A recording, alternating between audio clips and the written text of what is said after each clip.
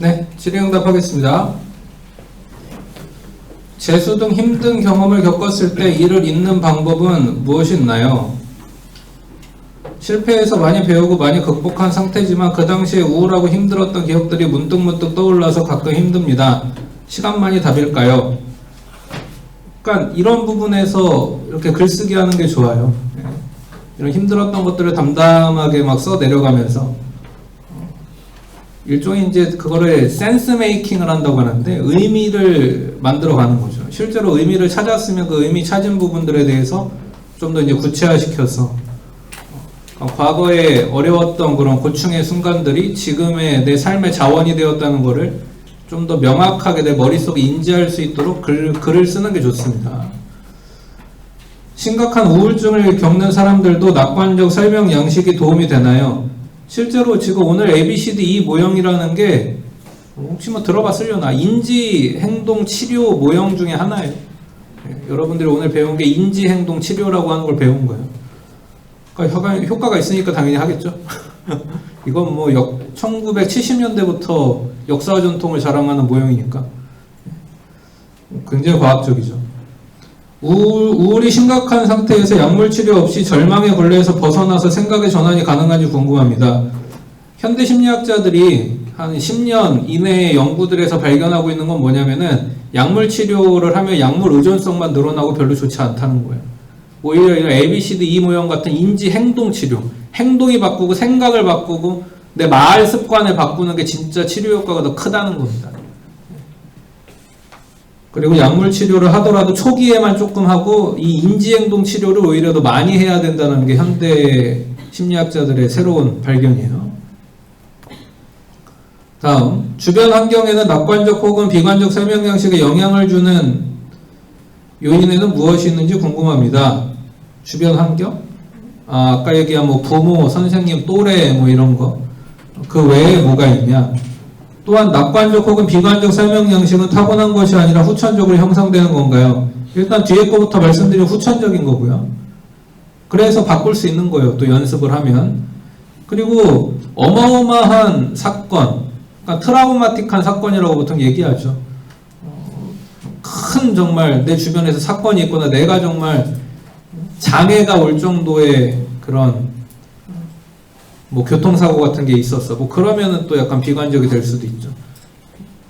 근데 그런 부분들은 말 그대로 드문 일이니까 여러분들 인생에서 대부분 확률적으로 아주 낮고 없을 법한 일이니까. 그리고 제가 그래서 지난 시간에 그런 일이 일어나지 않도록 평상시에 우리의 부정적인 부분들을 잘 관리합시다. 그런 얘기를 또 한 거고. 그리고 이미 그런 부정적인 일을 경험한 사람들에게 이런 ABCD 모형을 했을 때 효과가 있다는 것은 이미 또 밝혀진 거고. 근데 이 ABCD 모형을 하면서 그래서 심지어 뭐 누군가한테 그 삶에 희망을 주고 용기를 주는 그런 강연을 하는 사람들도 있는 거예요. 예전에 이런 사건을 경험한 사람들 중에. 근데 더 좋은 거는 그 사건 일어나지 않고 강연하는 게 더 좋은 것이. 다음, 비현실적 낙관주의가 저번에 배운 자기불구화와 관련이 있는 것인가요? 아니요, 약간 다른 개념이죠. 자기불구화는 뭔가 나쁜 일이 예상될 때, 그리고 뭐 이미 내가 봤을 때 이 부분에서 내가 실력 발휘를 하기 어려울 것 같아. 그러면은 실력 발휘하기를 어려울 수밖에 없었던, 어려울 수밖에 없는 이유를 핑계거리를 하나 만들어내는 게 자기불구화고요. 아플 예정인 거지, 그러니까. 아플 예정인 게 자기불구하고, 비현실적 낙관주의는 공부 안 해도 나는 시험 잘 볼 거야 라고 해놓고서 시험 망하는 게 비현실성인 거고. ABCD 기법을 어느 정도 얼마나 반복해야 낙관적인 생각을 가진 사람이 될까요? 일주일에 3번 3개월 이상 반복해야 됩니다. 저번 강의 때 설명해 주신 불행정서, 그냥 불행이겠지. 부정정서고. 우리가 통제할 수만 있다면 삶에 엄청난 도움이 된다고 하셨던 기억이 납니다. 그렇다면 우리가 느끼는 비관적인 감정도 본인이 통제를 한다면 도움을 줄 수 있는지 궁금합니다. 그러니까 본인을 통제할 수 있다고 느끼게 되는 게 낙관성이라고 제가 얘기한 거죠. 그렇죠? 그리고 삶에 도움을 주는 혹은 건강한 비관은 없는지 궁금합니다. 그러니까 굳이 얘기를 한다면은 김연경 선수와 같은 자세와 태도를 가지는 게 굳이 말한다면은 건강한 비관이겠지. 근데 그건 건강한 비관이라고 얘기하지 않고 낙관성이라고 얘기하는 거예요. 그렇죠? 예. 다음. 건강한 낙관성의 예로 김연경 선수 얘기를 들려주셨는데 이 모습을 그대로 돈 받고 실천한다고 해서 무조건 김연경 선수처럼 성공할 거라는 보장은 없다고 생각합니다. 실제로 좋아하지만 재능이 없어서 남들보다 열심히 노력함에도 불구하고 좋은 결과를 얻지 못하는 사람을 봤는데 이러한 사람은 어떻게 자신의 상황을 극복하면 좋을지 궁금합니다. 그러니까 모르겠어. 재능에 대한 입장이 뭐 개인마다 좀 다를 수 있겠는데 저는 학자로서 심리학의 입장만 알려드릴게요. 심리학에서 천재는 없다. 천재는 그러면 누가 천재냐? 노력하는 모두가 천재다. 근데 노력을 그냥 무작정 노력하면 되는 거냐? 그건 아니다. 질 좋은 노력을 해야 된다. 그러니까 무작정 1만 시간 투입한다고 해서 다 성공하는 건 아니에요. 그건 인정해요, 저도. 그 1만 시간이 굉장히 퀄리티 있는 1만 시간이 돼야 될 거야. 그리고 그 방법에 대해서 쓰고 있는 게 메모리 크래프트 책이니까, 갑자기 책 홍보가 돼버렸네. 잘 읽으시면 돼요, 그러니까. 제가 그래서 유능하게 되는 것에 대해서는 이 수업에서 다 다루지 못한다 그랬잖아요. 그러니까 유능하게 되는 것도 행복에서 굉장히 중요한 건데 다 다루지 못하니까 메모리 크래프트 책으로 커버하고 있는 겁니다, 지금. 그러니까 잘 읽어보세요. 딱 이 질문에 부합하는 내용들을 담고 있으니까. 무작정 노력하지 마요, 덮어놓고. 좋은 방법으로 노력을 해야지. 다음.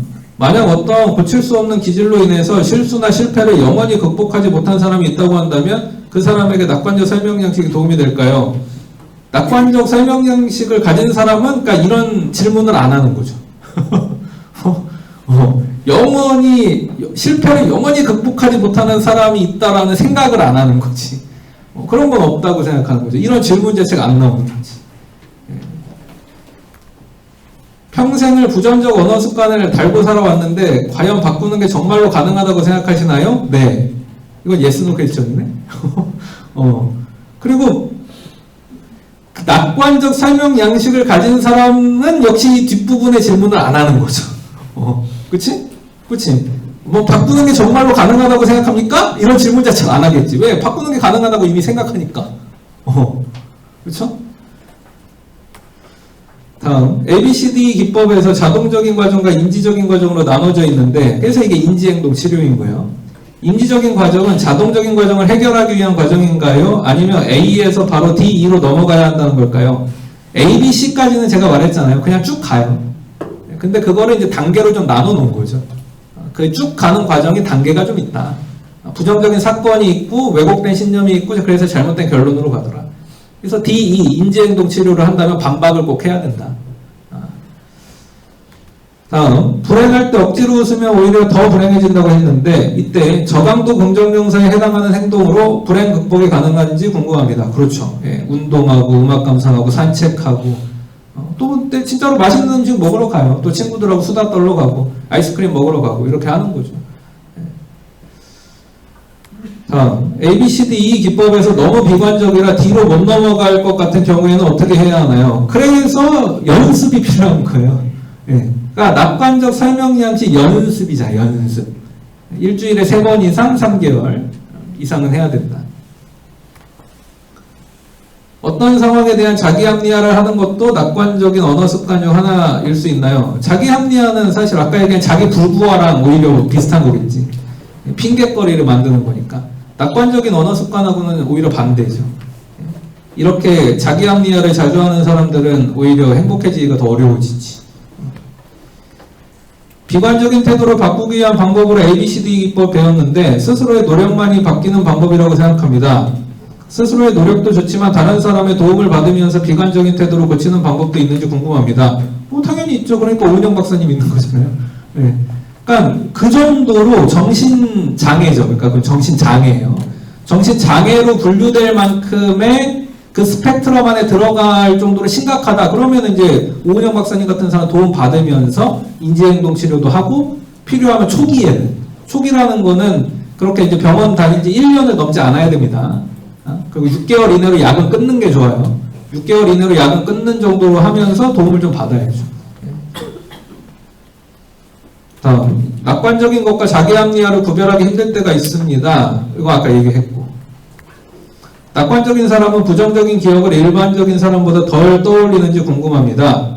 아니요. 그러니까 부정적인 기억을 의미 있는 기억으로, 가치 있는 기억으로, 내 삶에 이게 다 밑거름이 됐어, 자원이 됐어라고 새롭게 의미를 부여하죠.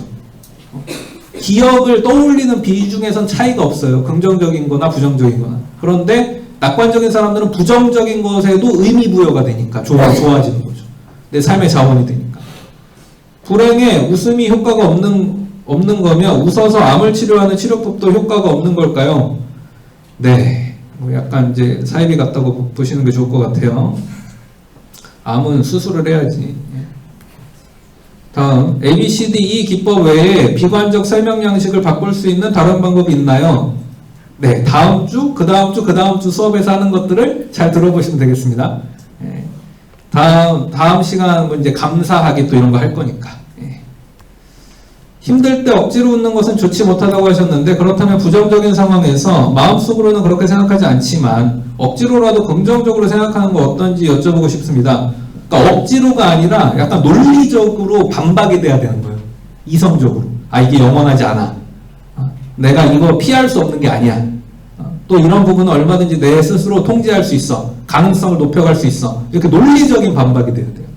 그게 중요합니다. 그래서 인지예요, 인지. 인지행동치료. 그냥 덮어놓고 긍정 아닙니다. 다음, 타인에게는 낙관적인 말이 잘 나오면서 제 자신에게는 비관적인 말이 더 잘 나오는데 어떤 것이 문제일까요? 뭐 크게 두 가지일 수 있어요. 다른 사람한테는 좋게 보이고 싶은 마음이 있는데 내 스스로 돌아봤을 때는 다른 사람들한테 하는 말과 내가 실제로 지금 처한 상황이나 삶이 일치하지 않아서 이제 그런 부분들이 있지. 그러면은 이런 부분들도 그 괴리를, 차이 있죠. 차이를 메꾸기 위한 구체적인 이제 액션을 하나씩 해 나가줘야죠.